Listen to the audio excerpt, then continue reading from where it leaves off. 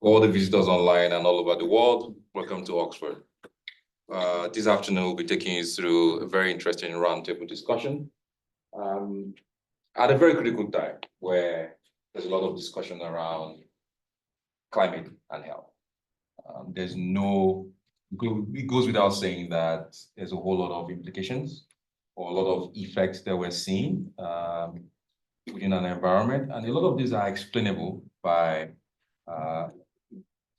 our evolving climate. So today we have an esteemed panel, which we'll be introducing to you to talk us through some of their country level experiences across key areas that include policy, finance, and a lot of good innovative things that a couple of these personnel are leading on or working on across diverse set of countries.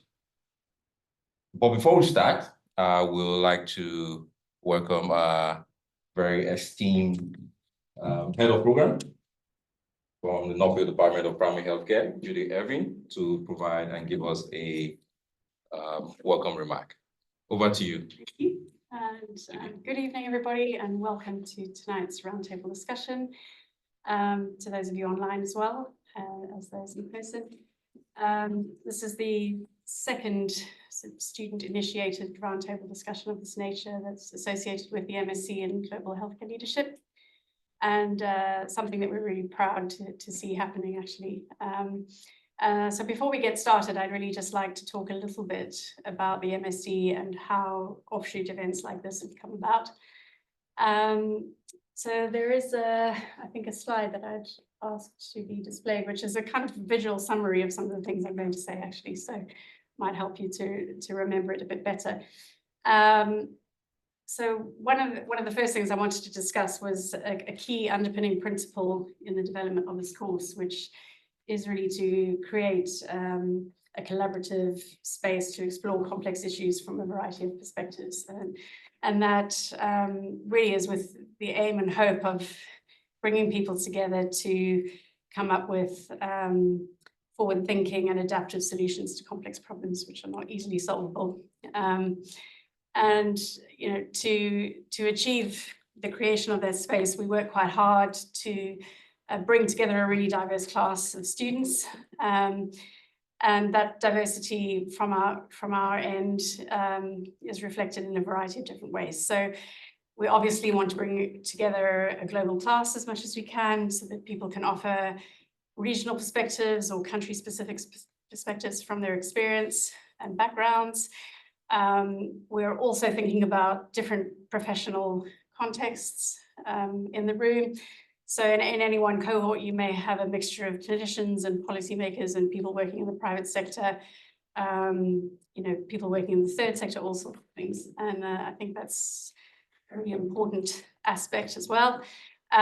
We also like to bring together people from at different stages in their careers, because I think there are some different perspectives to consider on that basis.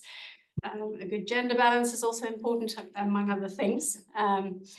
But in the sort of wider context, I think that diversity is also reflected in the fact that we've brought together two quite different departments to co-deliver a course. So this is a partnership between the Department of Primary Care Health Sciences and the Said Business School. Both of those departments work to train leaders. Both of them work in healthcare, but they come at those two topics from very different viewpoints, very different approaches to considering those things. And I think that hopefully adds some richness for students as well. Alongside that, it definitely provides a learning space for staff as well. So we're also learning from each other, and that sort of mixture of support and challenges is mirrored as much for staff delivering this course as it is for the students. So the whole program environment really is intended to be an explorative learning space for everybody. And I think it's part of why we love this program so much, is that everybody gains, I think, as we learn as we go. So it's a real joy for me, actually, to see the outworking of that extend beyond the formal structure of the program to events such as this one. On a personal note, also tonight's topic is really close to my heart. So about 1,000 years ago, I studied environmental science as an undergraduate and did my first postgraduate degree exploring past climate shifts as a means for better understanding and modeling how future climate shifts might happen. And for the last 10 years or so, I've been working here at the university, developing postgraduate courses for healthcare leaders. And I've also brought my coaching background into the sort of design of learning spaces to try and make those as catalytic as possible. So tonight is a sort of culmination of lots of things that I'm interested in. So I'm very excited to welcome you all here and looking forward to the discussion that follows.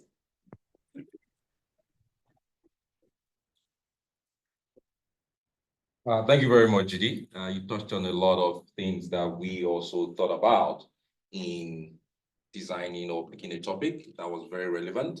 As you all know, COP29 is in November in Azerbaijan, and COP28 was the first time where there was concerted global efforts to mainstream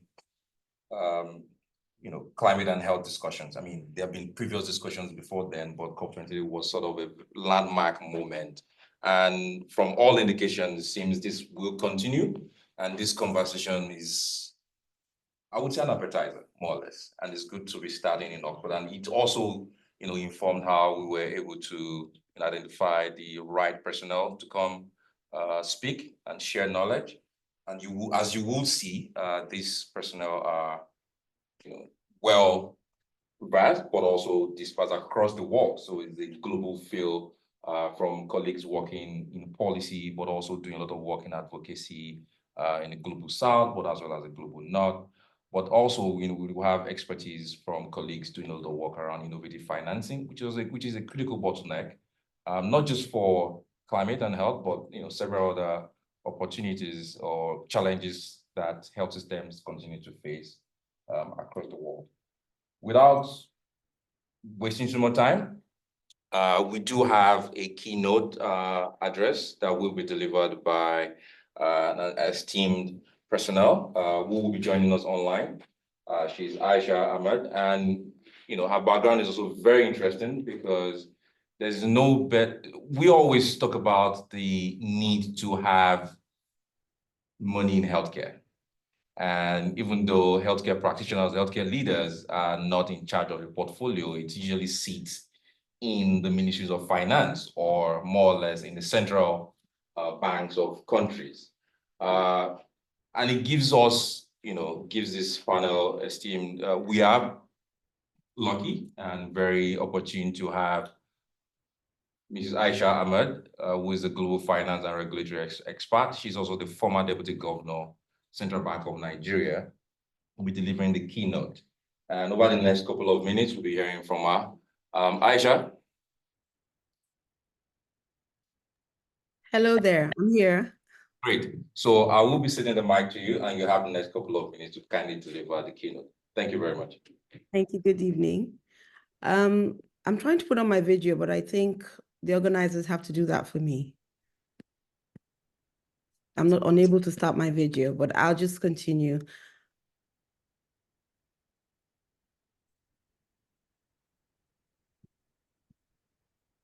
Should I continue or wait? Yes. 1 second, Aisha. If I just make you host, can you now do it, or are you able to do so now, or? Great. Yes. Can you see me? Absolutely. Perfect. So good evening, everyone. I'm really honored to be here. Thank you so much for your invitation. Let me thank the MSc Global Health Leadership Cohort 2, Said Business School, and the University of Oxford to be, for the opportunity to contribute to this conversation. I think I have 10 to 15 minutes. I'll try and see what I can do within that time. As mentioned earlier, today's topic is so crucial. I think climate change is rapidly worsening health outcomes. Everyone in the room is well aware of what these outcomes are, respiratory diseases, health-related illnesses. And I think what's critical for the Global South is that all of this is happening at a time when the Global South is grappling with trying to even improve it's already burdened sort of underdeveloped health systems. I think the IPCC estimates that, half of the world's population, and that's about 3.9 billion people, are affected by health-related impacts of climate change. And all of this is happening in the global south. The reality is that whilst this is happening, these countries are, dealing with a lot of issues, socioeconomic issues, poverty, low income, and weak infrastructure, which tends to make policymakers focus sort of more on the immediate, and climate is usually sort of kept as sort of to the background, but we cannot ignore the devastating impacts. And I like, the opening conversation about how a lot of more conversation is happening around this, because, the climate health impacts also have economic impacts, food insecurity, the social and security implications of migration, biodiversity loss, all of these things, are all intertwined, and, they contribute to what I'd call a negative cycle, of worsening health outcomes, worsening economy, and worsening, climate resilience. For me, let me just say upfront that my personal view is we need a radical paradigm shift in how leadership thinks, about climate change in the global south. We need to be more proactive, more strategic, in terms of this narrative, and recognize this as an opportunity to integrate climate health resilience into our broader development goals. So I don't consider this as a one or other. I consider this as one big integrated, change that we need to have to achieve our objectives. In today's keynote, I'll be trying to explain how leadership in the Global South can do this to find the critical balance between the immediate needs and longer-term resilience, how we can use policy innovation, advocacy, and some creative financing, because financing is totally important to see how we can create these sustainable health outcomes. And then I'll try to see if I can find analogies in the financial sector where I come from. I've been a regulator and I've worked in financial services on how some of these immediate priorities are balanced with sort of long-term objectives. So four key areas that are challenges that could also be opportunities. I think the first is this whole idea of time horizon, short-term versus long-term. I think the nexus between those two is strategic leadership that comes in to see how it can align multiple objectives. So poverty reduction aligned with healthcare improvement, aligned with climate resilience, and it can be done. A good example is how you're trying to solve infrastructure issues or energy issues. Renewable energy in hospitals, for example, can help you reduce costs because fossil fuels, over time, fossil fuels will tend to cost more. Provide climate resilience so that you have power if you have a major climate event. And also you lower your dependence on fossil fuels, which means you are sort of contributing to the climate effort by reducing emissions. Research shows that, healthcare industry is also a contributor to health emissions, I think about 4%. So those three objectives can be achieved with one initiative. A lesson from financial sector that we can use is like Basel III, for example. So Basel III regulations that forced banks, provided that banks hold more reserves to manage future risks, was like balancing sort of the profitability impact of that in the short term and the long-term financial stability benefits that we achieved in the long term. So healthcare systems can also adopt the same structure. A good best practice example is Costa Rica, because I think Costa Rica, in most of the research, we see that Costa Rica is often cited from a leadership perspective. They're advocating for climate and health. They are benefiting from renewable energy. I think 98% of the electricity generation is from renewable energy. They're creating climate smart hospitals, and they're achieving all of these broader goals. The second one is policy innovation. Clearly, we need policy innovation because we have this challenge of integrated priorities, not competing priorities. We have the challenge in the Global South of a lack of capacity, not just technical capacity, but also financial capacity. And so creative policy will be required to sort of achieve the objectives. I think one key suggestion I would have is that, our policies must integrate. So our national adaptation plans on climate should include health aspects in them to make them more wholesome. And we've seen a lot of countries increasingly doing that. However, our national health policies should also integrate climate within them. That gives it a nice circular loop that ensures that we are not having overlapping policies. We've seen a lot in the later case, we've not seen a lot of that happen, and we can do a lot more. So like I mentioned before, policies that promote clean energy can also reduce carbon emissions, can improve air quality, and can deliver immediate health outcomes. On advocacy, you need advocacy. And in my experience, cross-sector collaboration is what works better. People coming from different industries. So in this case, we could say we unite healthcare, environment, agriculture, and economic advocates to come together to push for climate health policies. It ensures that the entire national development plans are wholesome.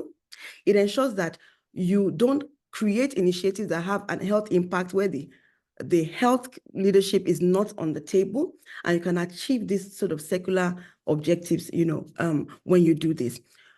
And to do advocacy is not just the experts, that should be advocates, or the policymakers, or the guys in the private sector. You do need public health campaigns. Public health campaigns that can help build awareness, that can help, connect knowledge on the health benefits of addressing air pollution and all of that.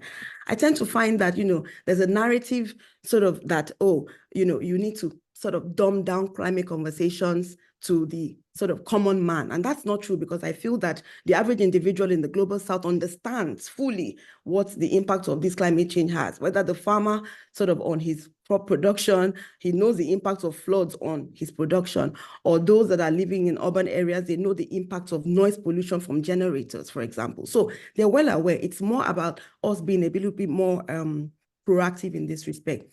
I think from a best practice perspective, Rwanda is a good example, because they had a climate smart agriculture program that was looking at the intersection between water, energy, and food security. And at the last count, I think food security improved about 20%. So, and leadership must also ensure that advocacy is not just theoretical, because we have a lot of public-private coalitions that are looking at climate and health. One way that they fail is that they're not really able to convert some of these policy proposals into real advancement on ground, and so we must ensure that, in terms of the policies we're pushing out, we are sort of leveraging local talent to do that. Quick example from financial services is microfinance institutions. They balance, when it first started, the view was that these are not profitable. This lending is not quite profitable. It's highly risky.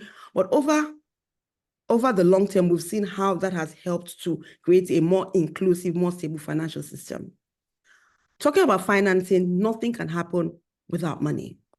Financing is very important, and it remains a key challenge.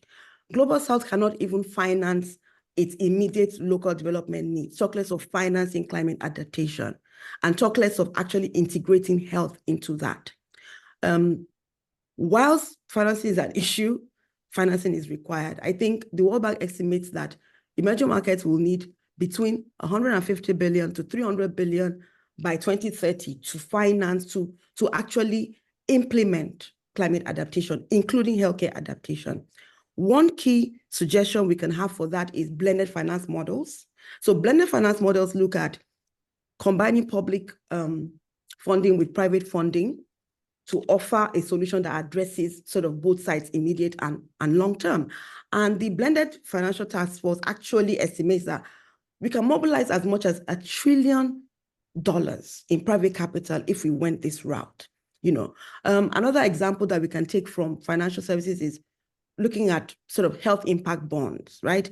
So just like green bonds, health impact bonds can look at, say, funding immediate healthcare requirements like vaccinations and maternal care, whilst also achieving long-term outcomes like reduced mortality and better chronic disease management. So there are many lessons that can be learned both from the financial sector and sort of other countries that would really, really benefit sort of this conversation.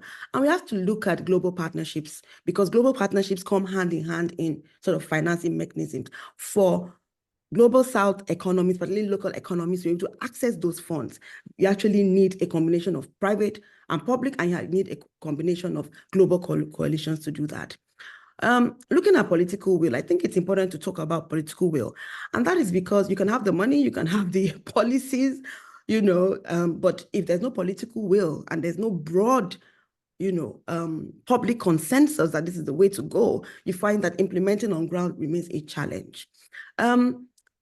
What healthcare leadership can do in this respect is change your framing. Just like I feel that the Global South needs to change its framing in terms of climate. We talk around, okay, well, the Global South did not cause sort of the global emissions we have today, so it's not our problem. And, advanced economies need to fund. But we need to change that narrative from we need to receive funds as handouts to changing it to we need to leverage this as an opportunity to improve our broader development outcomes. So framing to political actors should be around climate health is urgent. Climate health resilience is urgent, and climate health resilience is not different from your normal, broader sort of poverty reduction, income improvement, objectives, and so that reframing would help bring them onto the table. The advocacy we talked about in terms of talking to getting public support can actually help put pressure on political actors to actually focus on this and to build sort of momentum. And, just as our coalitions must be cross-sectional, our community-based advocacy must be broad as well. Local leadership, healthcare workers, women, environmental groups, everyone needs to come together to actually push this narrative. I think one great example here is Bangladesh. When you look at Bangladesh and what it has done over the last 50 or so years to improve its resilience to cyclones, I think 50 years ago, it had a devastating cyclone that killed over 2.5 million people, many of them women and children. And that was because there was no preparedness, there was no knowledge. They set about using volunteers. I think over 50,000 volunteers they put together to, educate the public. They created a preparedness plan, they created shelters, and they did drills so that at the last time they had a cyclone, which was actually during COVID, they had less than 30 fatalities. I think that's a winning example, of what coming together, building community-based consensus can do. I cannot close without talking about gender. And I think it's very, very important that we build gender-inclusive climate health systems for a number of reasons.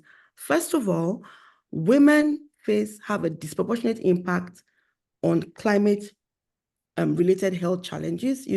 Women are overrepresented in agriculture, particularly subsistence farming. They're overrepresented in caregiving and household. Rural women in particular, we find that, they usually have to fetch water, chop wood, and they have to go to far distances when there's sort of a climate event. Secondly, women already face inequitable healthcare access, for whatever reason, whether it's due to the fact that their cultural issues, their mobility issues, that tends to contribute to maternal mortality. But the interesting thing is that women are also crucial to the solution. And what I mean by that is that because they are so crucial, they're so central to healthcare decisions at home, they're also crucial to the solution. And I think research has shown that when you put women at the helm of policy making, policies are more inclusive, policies address broader development goals. So in closing, I'd like to just reiterate that, this is an extremely topical issue. We need to change leadership's narrative in this respect. We need to see immediate needs and long-term climate health not as competing priorities, but as integrated objectives. We can learn many lessons from countries like Costa Rica, Bangladesh, Rwanda, South Africa, and Nigeria in particular. Nigeria has shown a significant success in building coalitions around big topics like financial inclusion, working with public sector, private sector, regulators, multilateral institutions, think tanks to actually advance financial inclusion and its payment system. We need leadership, strategic leadership. We need policy innovation. We need cross-sector collaboration, and we need creative financing. And, you know, for me, the time to act is now, and the way to act is together.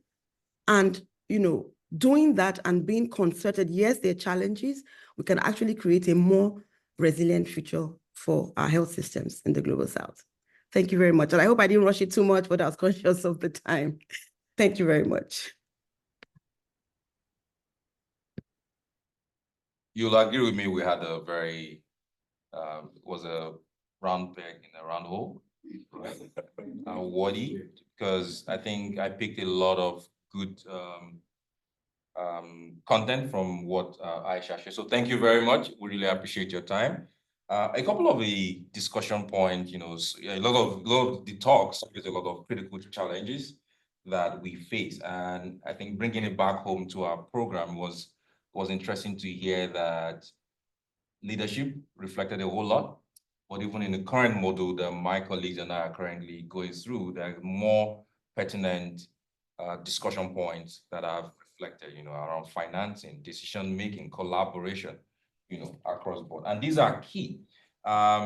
Given that setting, I'm happy to say we will be moving on to the next item on the agenda. And again, to deepen this discussion on, you know, policy, advocacy, and financing addressing climate-related health challenges. We have gone far and wide. I've got to tell you that. We try to play within ESG rules. So by that, we have colleagues who are currently in Oxford joining us from Oxford directly. So we're not contributing deep greenhouse gas emissions just because we will not hold the roundtable. And for our esteemed panelists who are not able to join, they've been magnanimous to join remotely. And I'll do a bit introduction over the next couple of minutes, and then I will welcome the panelists to join me on the stage while we go to the next couple of questions and of course the discussions we start. I would like to sound a bit of again, welcome to our guests that are just joining online. There is an opportunity towards the end for about 15 minutes for a Q&A. So please, as the conversations evolve, kindly submit your questions online. We'll be able to take we will take this towards the end once we have drilled our panelists. Hopefully, we'll leave them with some energy to go back home. First on the list is Sophia Mendez, who is joining us from USAID, from Honduras. She currently works at USAID, United States Agency for International Development, where she's the project management specialist for USAID's economic growth, leads a lot of work around the environmental team, and currently overseeing a portfolio of about $90 million in that region to lead on climate resilience and adaptation policies and activities in that region. Honduras is a country of population of about 10 million. And you would see that comparatively, other panelists on our list today oversee healthcare in more challenging situations with a larger population. But these are comparable because one problem in one region is also applicable elsewhere. But we're able to lean into the diverse experiences from these panelists to engage and better understand some of the challenges that our keynote speaker has highlighted. Next on the list is Professor Jacob McKnight. Jacob is with us here in person, and I will use the opportunity to welcome him on stage. Thank you. Even while Jacob is with us in the University of Oxford, he leads a lot of work in Kenya, specifically around innovative financing for climate, on climate and health. But he's also done a lot of work on ensuring health facilities are resilient during times of crisis. Next will be Dr. Bhavini Goel. This is homecoming for Dr. Bav, that we fondly call her. She's on our program, the Global Healthcare Leadership Program, but primarily her role is embedded within the About Our Health Services in Calgary, Canada. And she will be providing a whole lot of insight into the work she's leading on climate adaptation and mitigation practices within the healthcare space in Canada. The region of Canada she suffers consistently annually from impact of climate, from wildfires, and it'll be interesting to see how that influences the work she does within the healthcare service in Canada. Welcome to the stage.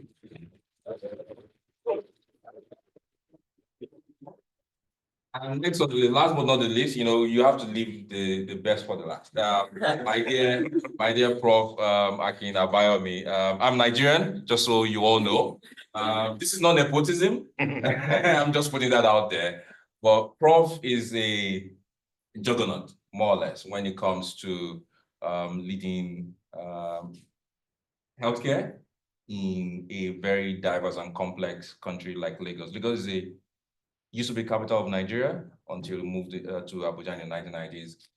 Population about 20 million. That's about 3 times the population of Denmark, and it's got access to the Atlantic Ocean. It's got an international airport. It's got a seaport. So in terms of looking at impact of disease spread, there's a whole lot of interaction. It's also, again, it's a coastal city.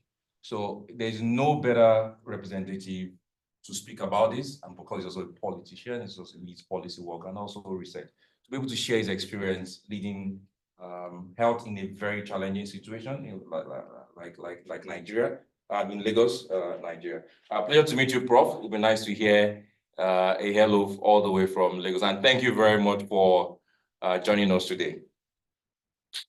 It's a pleasure, and thank you for inviting me. I look forward to the discourse. Thank you very much. Fantastic. So without wasting too much time, we get into the business of the day. Like I had mentioned earlier, please kindly ensure you send your questions from audience, from colleagues joining us online. And, again, for equity's sake, we know we do not have colleagues joining us in person. So allow me, because of the powers that I have, to, you are here with me, colleagues. So please permit me to start a conversation from our colleagues the panelists who are joining online. And given that I introduced Prof. Most recently, it would be great for Prof. to kindly, within the context of Lagos, what are some of these advocacy or policy-related challenges that are the nexus of climate and health that you are currently leading on or are facing as the Honorable Commissioner for Health in Lagos State? I think it's a good opportunity to introduce what this is. Let the audience feel the pulse of what you are overseeing in Lagos, and give us critical insight into how this is being managed within your portfolio in Lagos State. Over to you, Prof. Thank you very much, and thank you to all my co-panelists and all the visitors and participants online. Yes, having spent several decades in the world of academia, trying to establish various, evidence-based arguments around various subject matters, which should ideally lead to policy and policy-making decisions. When you find yourself in government and actually on the seat of around the table where policies are actually made, which have significant impact on people's lives, you realize how complex it is. Because I don't think there's any government around the world where, the process of governance is executed in a horizontal manner. Because I think most governments, operate in relative silos. So you have a Ministry of Education, you have a Ministry of Transport, you have a Ministry of Health, you have a Ministry of Environment, and they're all carrying out roles and responsibilities within those respective jurisdictions and areas of expertise. But life is much more complicated than that. And especially when you're coming across global challenges, biological shocks, environmental catastrophes, it starts to, dawn on you that, one single ministry or a department or an agency is not able to, deal with problems on such large scales that are affecting livelihood, well-being, and at the end of the day, the economy and the GDP. So, for example, in Lagos, we have certain environmental challenges, we have demographic challenges, we have, human capital challenges, we have health challenges. So recently we had a cholera outbreak. And, we know, and if you go back to the history of London, several centuries ago, the same situation existed. And yeah, you can have all these patients arriving in your hospital and you're trying to save their lives.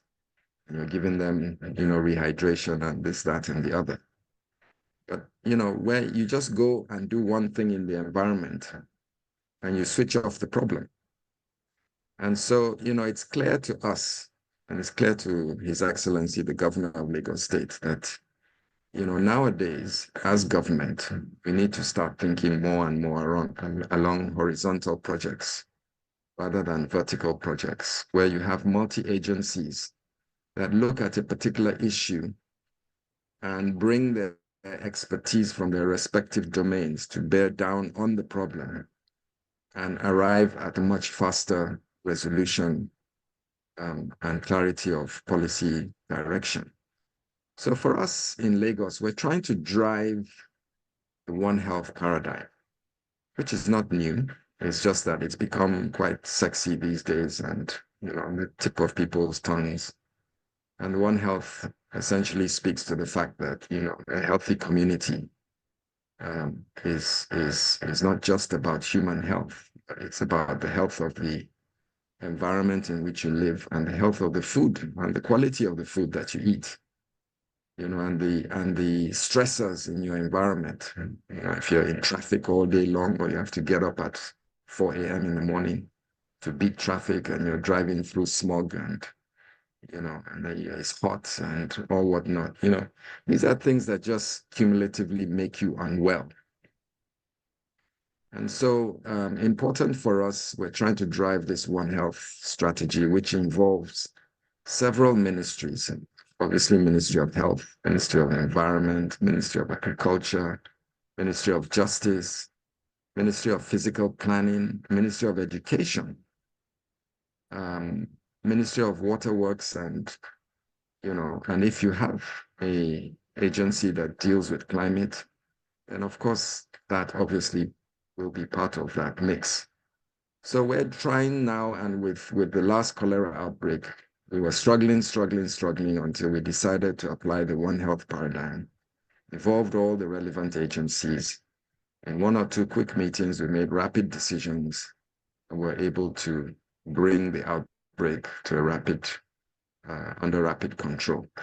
So I think those are the kinds of things that are happening now. The WHO defined the One Health paradigm, but it's only recently that people are thinking about it. And with the onset of the various shocks that we're feeling from climate change and climate variability, it affects human beings, it affects the environment, it affects agriculture, it affects physical planning. And so all of us need to come and sit around the table and start to think collectively around how to define policies that cut across these various agency expertise and responsibilities and arrive at, a holistic approach to challenging the future of totally unpredictable climate globally. For example, right now in Nigeria, we're having floods in a place called Borno State in Maiduguri, which is close to the desert, next to Lake Chad that has almost dried up completely. And the city there is experiencing significant flooding. And you're wondering, where is this water coming from? So totally unpredictable climate into the future, hot heat waves, excessive rain, variable rain patterns, agriculture suffers, swollen rivers, sea surge, all kinds of things are happening that we need to make collective decisions moving forward. So I think I'll just pause there for now. Thank you. Thank you so much, Prof. I mean, a lot of intersection between what we heard over the key from the keynote that was just delivered. We'll quickly, travel without a visa to Honduras, and I think I have the privilege today. Since we're speaking country level challenges, Sophia, please, I will kindly encourage our panelists online to please put on their cameras. We'd like to also meet you in person, facially. We have gorgeous pictures of you, but we'd like to also see you in person as well. For Sophia, I mean, again, in a similar vein, what are some of these challenges that, Prof, there's no NEPA? That's a very Nigerian joke. Well, pleasure to see you, sir. But while in Honduras, hopefully there's some light. Okay. We would like to hear some of these challenges that you are facing, but some of the work you are leading on at the intersection of climate and health in a country of Honduras that has just about half the population of Lagos State. Over to you, Sophia. Thank you. Can you hear me well? Yeah, I got a yes. Okay, great. So thank you. Good afternoon. It's an honor for me to be participating in this webinar today. I want to thank the organizers, Oxford University and the State Business School. On your specific question regarding climate change challenges in health and climate, as it has been pointed before, climate change exacerbates existing challenges, and it's quite multicultural and trans-sectorial. It exacerbates food insecurity, water scarcity, and in turn impede people's capacity to do poverty reduction, and in some cases even create social unrest. When you talk about specific challenges in this context from both the health and the climatic sectors, you'll see that, for example, the health sector itself has different challenges at different levels. And that have taken priority in countries like Honduras, but others, as was pointed by Ms. Ahmad before. Perhaps the main challenge that we currently face for us to really integrate the health sector with the climate sector is the crossroad between this, right? Is fully understanding the effects of climate change and climate variability in key variables, health variables per country. But not only being able to understand it is key, but being able to transform this data into information that will actually can be put in front of key decision makers for public and private sector decisions. We have challenges identified fully in our national adaptation plans, both from a medical perspective, but also from perspective. And we have also pre-identified key challenges at the health sector. Knowing how this both interrelates and being able to properly communicate is probably the biggest challenge that we have in incorporating and integrating these two key sectors. I think I got frozen at some point. No, we got all you said, Sophia, and thank you so much. I mean, critical, very relevant point. I think there's a lot of similarities looking at the country-facing engagement. I hear strategy embedded within the national adaptation plans, which I think is a critical first step for government. This helps distill how national, but also subnational entities embed these strategies within their national annual operational plans or action plans. Again, a very critical first step or rate limiting step in addressing some of the challenges that you've raised. I will come back home, to this room. And I mean, Bhavini is smiling because I think she just definitely knows the question is coming to her. And the reason is not, there's a reason. So we've looked at country level challenges and country level perspective and engagement, right? The healthcare system or healthcare institutions are also feeling these issues, right? And healthcare workers are not immune from the impact of climate and health. In your role within the Calgary, the Alberta Health Services system, is there a role for healthcare professionals in advocating for stronger climate health policies? We've had countries like Honduras developing national adaptation plans. What role do healthcare workers have, or healthcare institutions primarily have in some of these policies? So, as Aisha mentioned, that healthcare systems are big carbon emitters. We're also a big part of the problem. We emit anywhere from sort of 4 to 10% of emissions actually come from healthcare. So we're actually part of the problem, higher than the aviation industry. As well as that, we're also at the front line of dealing with the shocks of the climate crisis. Being in Calgary during the wildfire season, we're dealing with pneumonias, we're dealing with lung issues, we're dealing with heart attacks, we're dealing with strokes. The diseased list just goes on. Canada particularly, there's been studies looking at our lung cancer rates. So, we are sort of part of the problem, but we're also part of the solution as well. And I think there's a big role for healthcare professionals. And in the work that we're doing, it's a multi-layered approach with champions at each level. So we've got sort of local advocacy, we've got regional, and we've got national advocacy. So the work particularly we've done in Alberta Health Services is we know that awareness around the effects of climate on health is very, very limited. We also know that a lot of people don't know that we are a big part of the problem as well. And our supply chains, our medicines, our equipment are about 61%. They contribute about 61% compared to building and energy, which is about 10%. And a lot of people don't know that. So, we've started a lot of an awareness campaign. I think that's the first step. And with that awareness, what we started to see is this ripple effect of physicians talking to their patients about this, because a lot of our patients aren't aware that this is actually a problem. They don't make the link of, well, why do I have a pneumonia over the summer? Well, it's probably due to the wildfires. So those things at a granular level are important.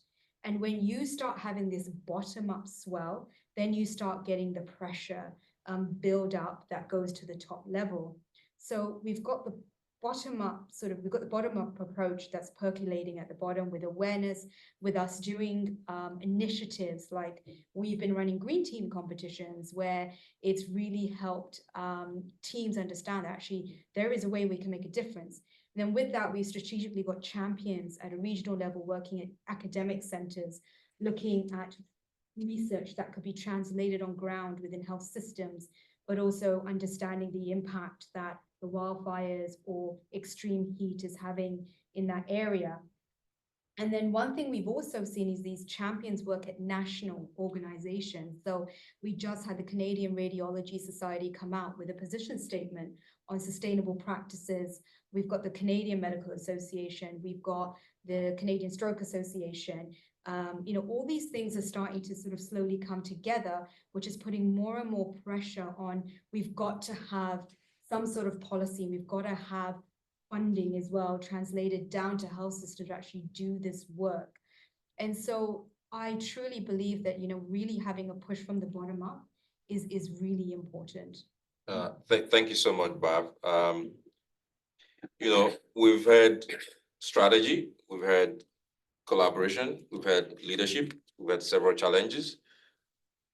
You can have a beautiful strategy and it just sits on the desk. Reason? There's no money, right? And there's no better person to speak about some of this innovative financing than Jacob. So to you, Jacob, what are the most significant financial barriers that you see to addressing these climate-related health challenges? I mean, we've had a couple of experiences from BAB with healthcare,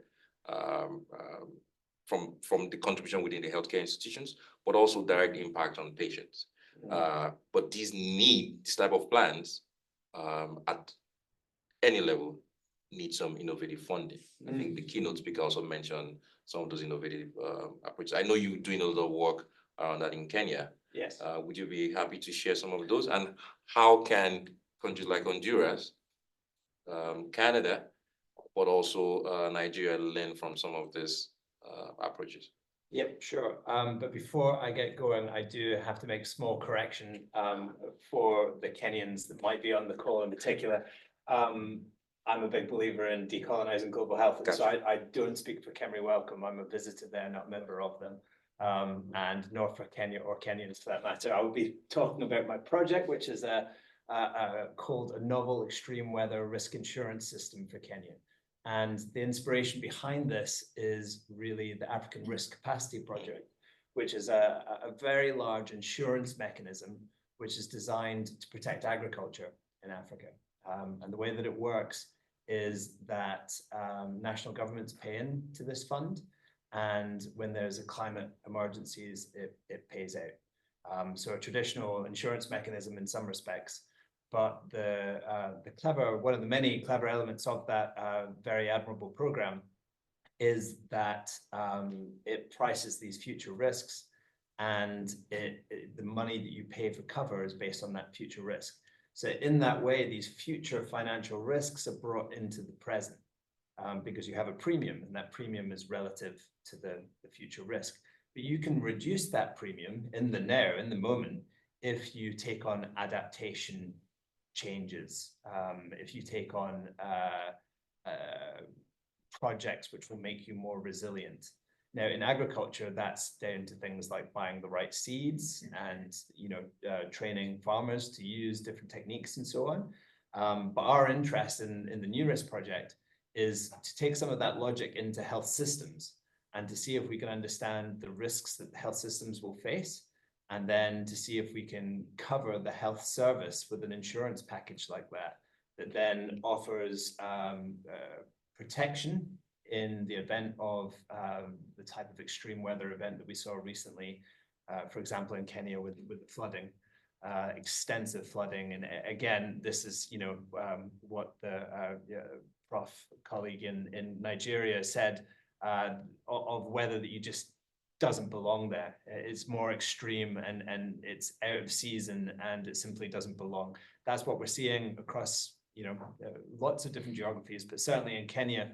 And during the floods, the demand for health services went up and the supply went down. So could we protect the health system during periods like that by having an extreme weather risk insurance strategy? And so that's what that project is designed to do. And hopefully in about 3 years, I'll give you an answer as to how good an idea it is. Well, given the urgency of climate, I think 3 years is a long time. I'm gonna give you a heads up because I'll be back because there's a critical question around sustainability. Okay, so just ruminate on that a little bit while I travel back to Lagos. Sure. And again, I think this is really important given the need for financing. I know Lagos is the financial capital of Nigeria. It's got huge resources and reserves, but regardless, I mean, resources are not, it's not a bottomless pit, education needs money, even within health, there are different aspects. And now you're bringing on climate, I mean, I particularly like the angle that Prof, brought on, which is thinking about using one health approach, but essentially working with other ministry departments and agencies that have a role to play. I mean, I personally believe that cholera should be a thing of the past, and it's a water problem, meaning that if you have a Minister of Environment, or water resources as it were, with the right facilities or even infrastructure, well, Minister of Infrastructure, or as the case may be, that's a problem. Unfortunately, health always bears the brunt. Unfortunately, and healthcare workers are stretched, the whole system, and it goes on and on. Prof, given this constraint, funding, whether they're new or innovative, how have you been able to prioritize funding for climate health-related initiatives? And I asked this question because it's a personal discussion that we had a couple of days ago. We're looking at the health system in Rwanda, that has been innovative about getting a whole lot done with bigger resources, but it would be nice to hear what those are from your work that you lead in Lagos, given other competing priorities. Over to you, sir. So thank you. I think this is actually the crux of the matter. Resources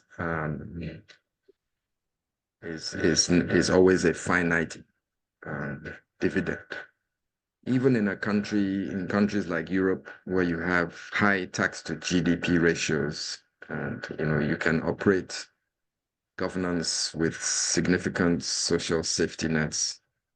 In a place like Nigeria or Lagos, or many countries in Africa and other developing countries, where there's a huge informal sector contributing almost 70% of the GDP. And the GDPs are not small, but they're made up of this informal sector of small to medium enterprise businesses, artisans, entrepreneurs, and all these kinds and they're very difficult to tax.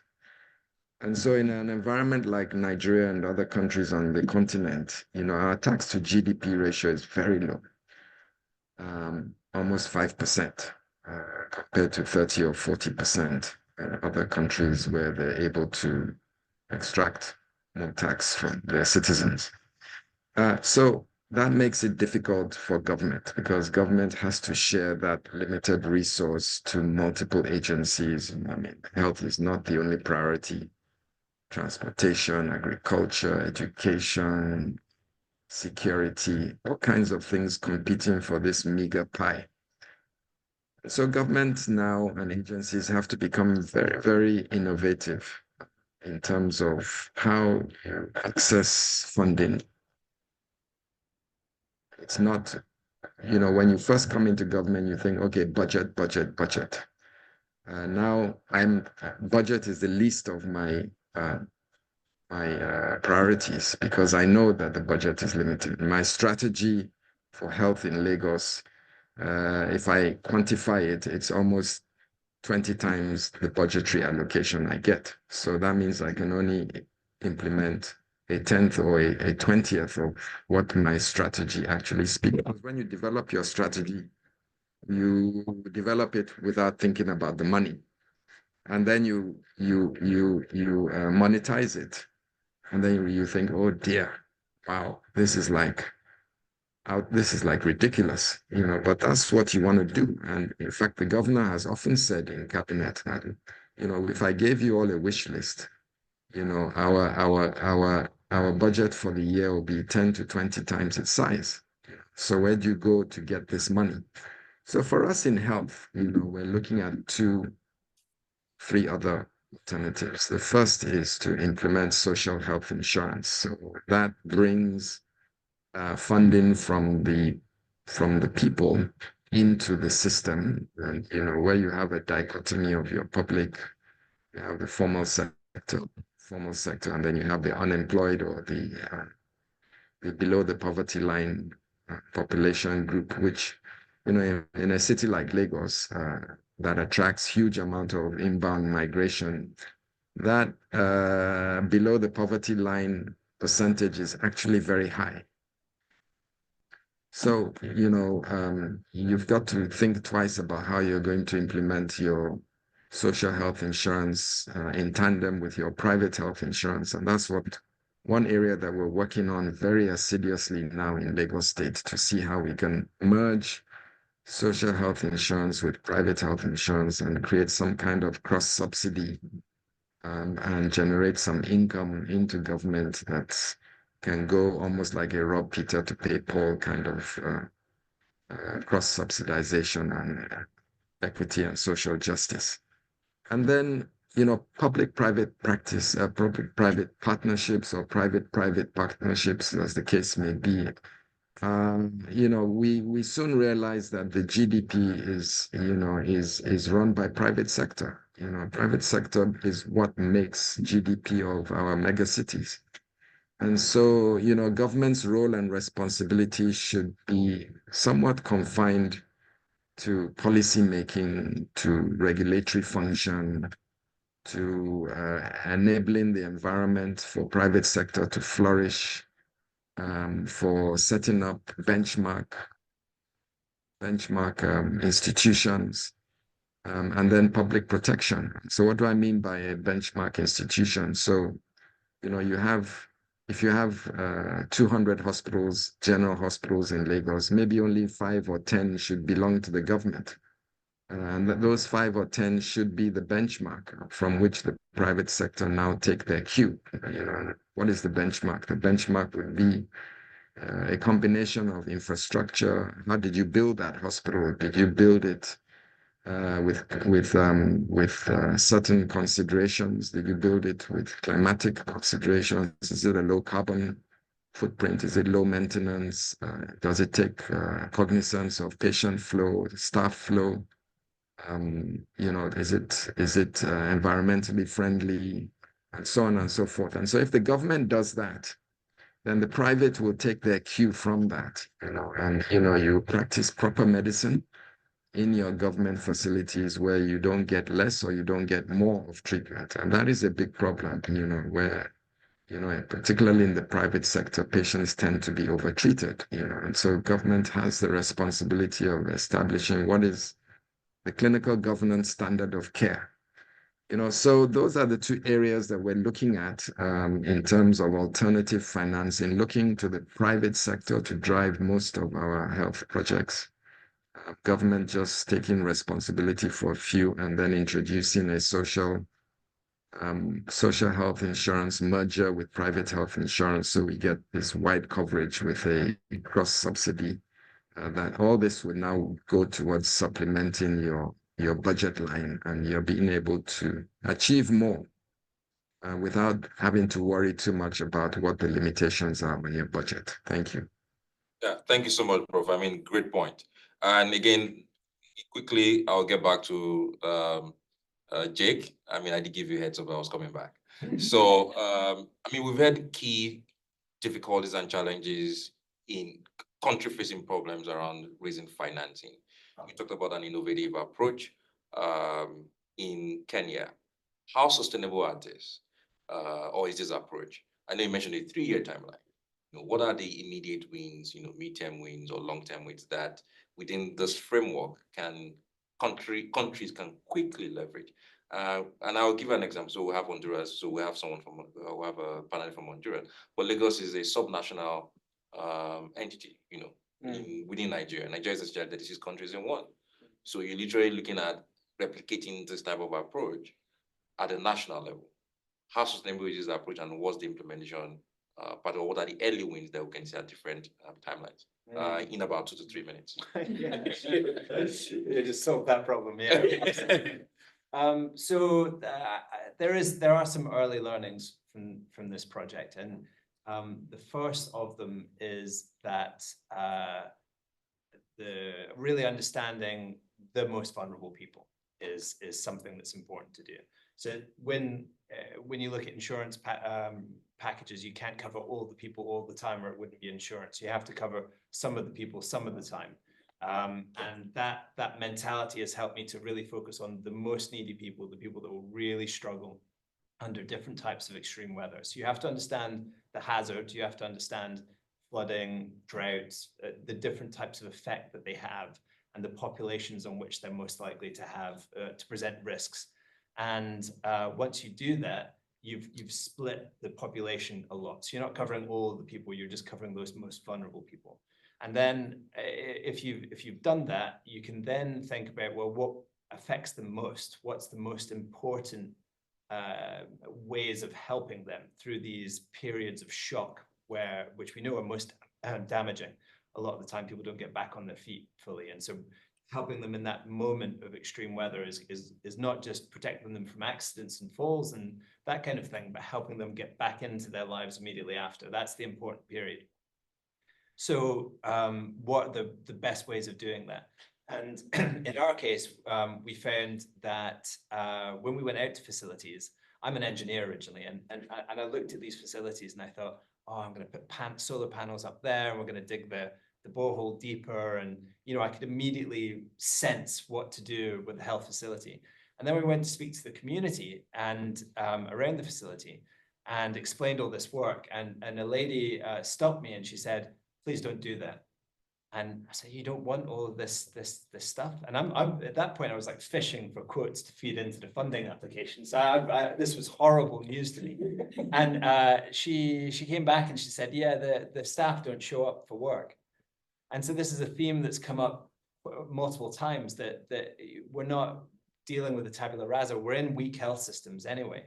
And then these issues happen, and they're compounding so many of the issues that are already there.